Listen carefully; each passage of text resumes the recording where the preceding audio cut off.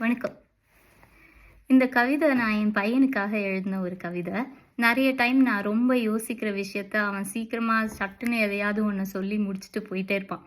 அந்த மாதிரி ஒரு தருணத்தில் எழுதினது தான் இந்த கவிதை.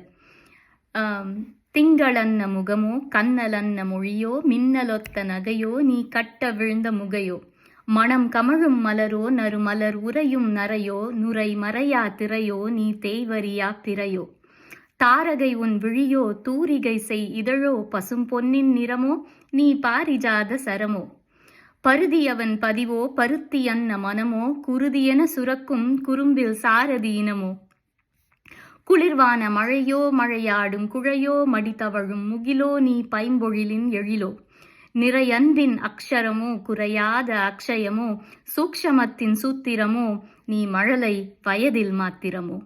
வணக்கம்.